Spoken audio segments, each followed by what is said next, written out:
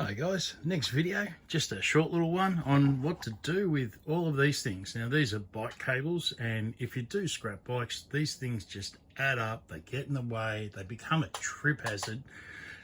You stand on it, you trip over it, you slip on it, they're just a pain. So I've come up with a way just to condense them and process them as best I can. All right, I'll get into it and I'll show you. All right, first thing I do is I deal with the ends here. So these ends here, they're actually usually either brass with nickel plating or sometimes they're stainless steel. In the old days, I think they might have been made of steel, but you can easily tell what they are.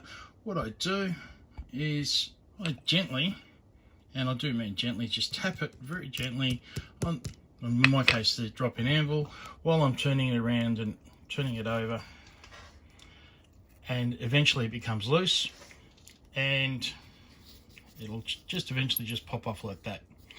Then get a little bit of a flattening, and then I'll work out what she is. Okay, so this one here, a little bit of weight to it, so it might be brass.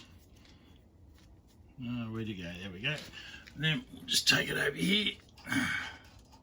No, that's stainless. Okay, so that goes in the stainless bucket. Okay, now the next bit is to deal with the actual outer casing, which is plastic, almost always plastic. And the best way to do this is literally just to give it a little bit of a bash, and it actually separates. The force, but the force pressing down on the metal just squeezes the plastic, and she separates quite nicely. And I'll just do that a little bit more. And I'll show you what it looks like in a sec. Okay, so she comes away just like that, nice and easy. Then you just get the snips and just give it a bit of a trim.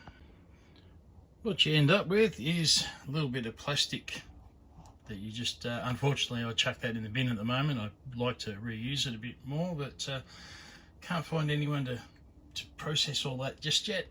But as we get the network bigger, I'm sure we'll get some people on board, and by all means, check out Precious Plastic. It's an amazing concept, all open source, and highly recommend you go down that rabbit hole if you're into recycling.